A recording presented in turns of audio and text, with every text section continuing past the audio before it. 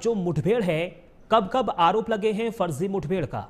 बात सबसे पहले अलीगढ़ की हम करेंगे, जहां अलीगढ़ में ओमवीर मुठभेड़ होती है, यानी ओमवीर के साथ पुलिस की मुठभेड़ होती है अलीगढ़ में, और उसके बाद यहां पर फर्जी मुठभेड़ का आरोप लगता है। थाना एसआई ममता यानी एंटी थेफ्ट टीम निरीक्षक मुकेश कुमार निलंबित इसमें हो जाते हैं। हम अलीगढ़ यानी ओमवीर मुठभेड़ की बात कर रहे हैं, जिसमें थाना एसआई ममता एंटी थेफ्ट टीम निरीक्षक मुकेश निलंबित हो जाते हैं। और उसके बाद हम अब संभल की करेंगे। हमने अभी अलीगढ़ की बात की, जहां ओमवीर मुठभेड़ में यहां पर बड़ी कार्रवाई हुई। थाना एसआई ममता और एंटी थेफ्ट की जो प्रभारी थे, टीम निरीक्षक थे मुकेश कुमार, वो निलंबित कर दिए गए। और इसके बाद यहां पर तमाम सवाल जवाब भी हुए कि आखिर यहां पर फर्जी मुठभेड़ ओमवीर के साथ हुई थी, और उसके आधार पर जब जांच पड़ताल हुई तो फिर पता चला यहां पर एसआई ममता और एंटी थेफ्ट टीम निरीक्षक मुकेश कुमार निलंबित कर दिए गए। बात अब यहां पर संभल की हम करेंगे, जहां संभल में भी यहां पर फर्जी मुठभेड़ हुई। बहजोई मुठभेड़ यानी संभल का जो बहजोई क्षेत्र है वहां पर भी मुठभेड़ हुई, और इस मुठभेड़ में कड़ी कार्रवाई भी देखने को मिली। यानी संभल से मुठभेड़ हुई, जहां बहजोई थाना प्रभारी सहित 12 पुलिसकर्मियों के खिलाफ मुकदमा दर्ज करने के भी आदेश दिए गए। संभल की देखिए हमने बात की, संभल के बहजोई में मुठभेड़ हुई, और इसमें जब जांच पड़ताल हुई बहजोई थाना प्रभारी सहित 12 पुलिसकर्मियों के खिलाफ मुकदमा दर्ज करने के आदेश भी दिए गए। ये संभल की हमने बात की है, जहां बहजोई मुठभेड़ में तमाम सवाल उठे। जब जांच पड़ताल हुई तो यहां पर 12 पुलिसकर्मियों के खिलाफ मामला दर्ज किया गया। 12 पुलिसकर्मियों के खिलाफ मुकदमा दर्ज करने के आदेश भी यहां पर दिए गए। दीपक गुप्ता हमारे सहयोगी हरदोई से ज्यादा जानकारी के लिए लाइव जुड़ गए हैं। दीपक, क्या कुछ ये पूरा मामला है, थोड़ा विस्तार से समझाइए। जिस तरीके से परिजनों की ओर से आरोप लगाए जा रहे हैं, अभी क्या स्थिति है और परिजनों का क्या कुछ आरोप है? क्योंकि कई ऐसे सवाल परिजनों की ओर से खड़े किए गए हैं, मानवाधिकार को भी पूरे मामले में शिकायत भी भेजी गई है। ये आपको बता दें, सबसे पहले तो ये जो मामला जो है ये 25 फरवरी का है, जहां पर एक महिला अपने पति के साथ जा रही थी। उस दौरान कार सवार लुटेरों ने लूट की वारदात को अंजाम दिया, जिसमें उसके पास से नकदी, जेवरात और मोबाइल लूट लिया गया। इसके बाद पुलिस इस मामले के खुलासे में लगी हुई थी, और 15 मार्च को पुलिस द्वारा सुबह सुबह मीडिया सेल द्वारा प्रेस नोट जारी किया गया और वीडियो भी डाले गए, जिसमें मुठभेड़ दिखाई गई। उससे विवेक यादव, जो कि अतरौली क्षेत्र का रहने वाला, उसके कपड़े की दुकान, उसके पैर में गोली लगी। साथ ही उसके 3 साथी शिवम, शुभम और सूरज, इनको गाज समेत गिरफ्तार किया गया, और पुलिस का दावा है कि लूट का मोबाइल और नकदी भी बरामद की गई। जबकि जो परिजन है, जो विवेक जो जिसके इंजर्ड है, उसके बाबा रामपाल यादव का आरोप है कि पुलिस जब वहां पर की दुकान पर आई तो विवेक को अपने साथ ले गए। उसके बाद दोबारा पुलिस की गाड़ी आई और कैमरे तोड़ दिए वहां के, और डीवीआर अपने साथ ले गए। साथ ही 1 लाख से अधिक की धनराशि जो उनके बिक्री की रखी हुई थी, उसे भी पुलिस अपने साथ लगी। और जो लूट की जो खुलासा किया गया है, जो इनकाउंटर दिखाया गया, तो जो नकदी बरामद दिखाई गई वो भी उन्हीं के पैसों को नकदी में दिखा दिया गया।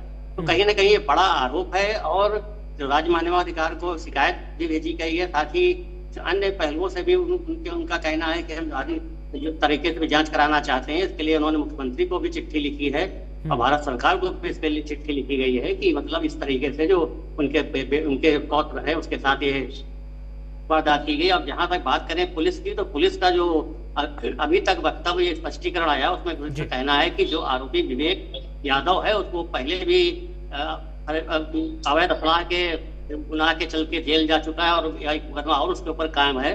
और उसके बाद जो है उनका कहना है कि जो पुलिस की गाड़ी दिखाई जा रही है वो फर्जी रूप से, वहां पर कोई ऐसी गाड़ी नहीं गई थी। वो पूरी तरीके से इस बात को निगलेक्ट कर रहे हैं। साथ ही जो परिजनों ने ये भी आरोप लगाया कि उनका जो विवेक है ये नाबालिग है और 17 साल की उम्र है। उन्होंने आधार और हाई स्कूल की मार्कशीट को संलग्न करके वहां पर भेजा है, साथ में जो भी प्रार्थना पत्र भेजे हैं। पुलिस का कहना है इस मामले पर जहां गहनता से जांच की जा रही है, यदि वो नाबालिग पाया जाता है तो उस पर कार्रवाई होगी। अब सवाल ये उठता है कि पुलिस पहले भी उसको जेल भेज चुकी है, तब तो और भी उसकी कम उम्र रही होगी। वर्तमान में उसकी उम्र 17 साल है, फिर भी उसको जेल भेजा गया, उसकी पहचान भी उजागर की गई। यदि नाबालिग था, उसकी गहनता से जांच क्यों नहीं की, पहले ही आधार का सत्यापित क्यों नहीं कराया गया, ये अभी सवालों के घेरे में है जी। लेकिन दीपक, सवाल ये भी है, जिस तरीके से परिजनों की ओर से कहा जा रहा है कि दीपक माफ कीजिएगा, विवेक यादव नाबालिग है, क्या कोई ऐसा प्रमाण परिजनों की ओर से सौंपा गया है जिससे ये पुष्टि हो सके कि हाँ विवेक नाबालिग ही है? जो परिजनों ने जो भी शिकायतें भेजी हैं उनमें उन्होंने आधार उसका भेजा है, इसमें डेट ऑफ बर्थ के हिसाब से उसकी एज अभी भी 17 साल हो रही है। और उसके अलावा जो उनकी हाई स्कूल की मार्कशीट है वो भी भेजी गई, उसमें भी उसकी एज अभी नाबालिग है, 17 साल के आसपास ही उसकी एज है। तो ये कहीं ना कहीं बड़े प्रमाण है जिनको झुठलाया नहीं जा सकता है। पुलिस के मामले में क्या कि फिलहाल जो विवेक है वो तो जिला कारागार में निरुद्ध है, और उसके साथ जो 4-3 लोग और हैं वो भी वही निरुद्ध है। अब क्योंकि मामला फूल पकड़ता चला जा रहा है, उस पे कुछ यहाँ पे सपा के नेता भी इसके मामले के विरोध में उतर आए हैं। उनका कहना है कल जो भी होगा उस मामले पर हम सोमवार को पुलिस अधीक्षक से मिलकर ज्ञापन सौंपेंगे कि इसकी निष्पक्ष जांच की जाए और जो दोषी पुलिस है संडीला की उस पर भी कार्रवाई की जाए। यदि ऐसा नहीं होता है तो आगे भी वो कुछ ना कुछ रणनीति बनाने पर विचार कर सकते हैं। ठीक है दीपक, मैं आपके पास लौटूंगा। हमारे साथ दो मेहमान भी जुड़ गए हैं। अविरल मलिक हैं, प्रवक्ता बीजेपी से हैं, अतुल यादव हैं, प्रवक्ता समाजवादी पार्टी से हैं। आप दोनों का बहुत बहुत स्वागत है प्राइम न्यूज़ पर। लेकिन सबसे पहले अतुल यादव जी, मैं आपके पास आना चाहूँगा। किस तरीके से इस पूरी मुठभेड़ को आप देख पा रहे हैं, जो मुठभेड़ हुई है, क्योंकि तमाम सवाल यहां पर खड़े हो रहे हैं। पुलिस की कार्यप्रणाली पर भी सवाल हो रहे हैं। परिजनों की ओर से तमाम बड़े आरोप लगाए गए कि विवेक यादव नाबालिग है। एक तरफ सीसीटीवी फुटेज भी वायरल हो रहा है 13 मार्च का, और फिर उसके बाद 15 मार्च को यहां पर मुठभेड़ पुलिस की ओर से की जाती है। पहली प्रतिक्रिया मैं आपसे लेना चाहूंगा, अतुल यादव जी। अब्दुल जी, जो उत्तर प्रदेश में आप देख पाएंगे, उत्तर प्रदेश की पुलिस के द्वारा जो ज्यादातर अधिकांश जो इनकाउंटर हैं वो फेक इनकाउंटर की श्रेणी में ही है।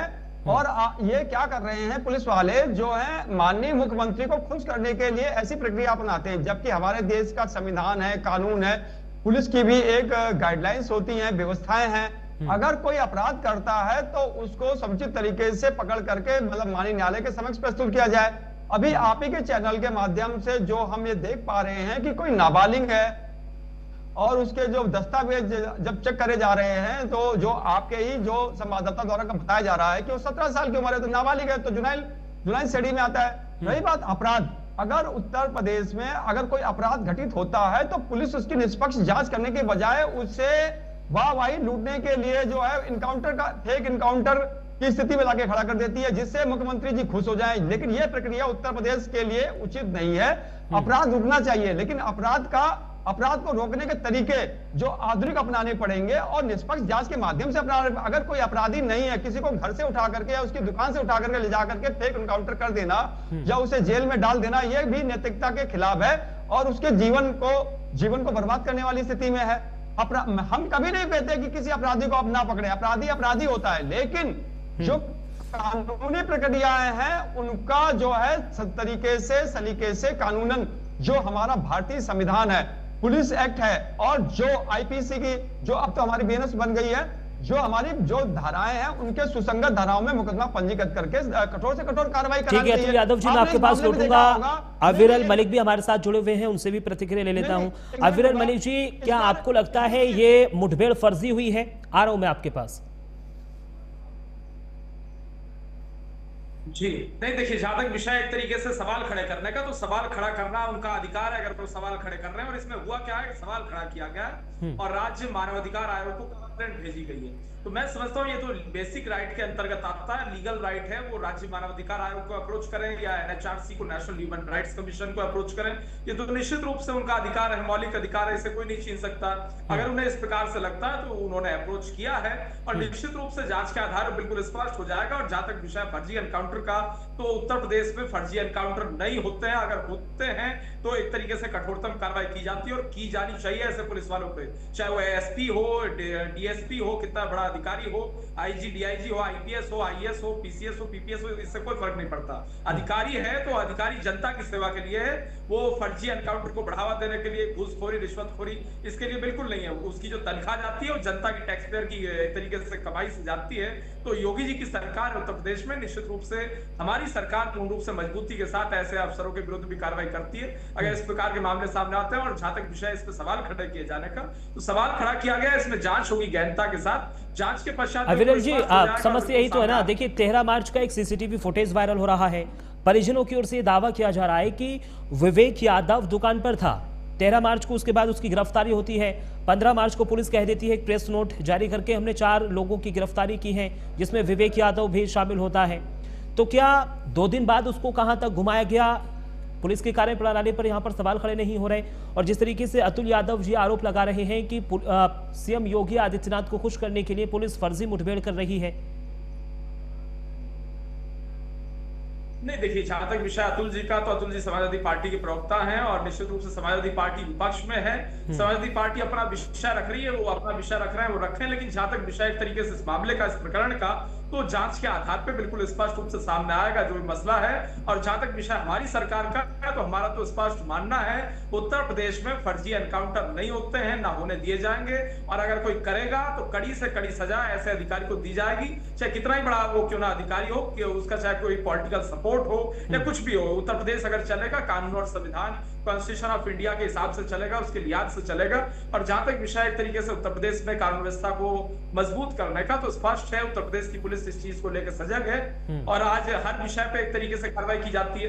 विपक्ष का भी कोई नेता अगर एक तरीके से पुलिस को कुछ मैं समझता हूं कहता है, शिकायत करता है, तो पुलिस तत्काल संज्ञान लेती है और कठोरतम कार्रवाई हर विषय पे करती है। सत्ता पक्ष का नेता कह दे तभी कार्रवाई होगी या कार्यकर्ता कहे तभी कार्रवाई होगी, ऐसा नहीं है। समाजवादी पार्टी का भी कार्यकर्ता, नेता कोई भी विषय पुलिस के मध्य रखता है, पुलिस उसे एक तरीके से उसी तत्परता के साथ काम करती है जिस तत्परता के साथ सत्ता पक्ष के लोगों की सुनती है। तो ये समानता होनी चाहिए और ये भारतीय जनता पार्टी की ही सरकार में मैं समझता हूं।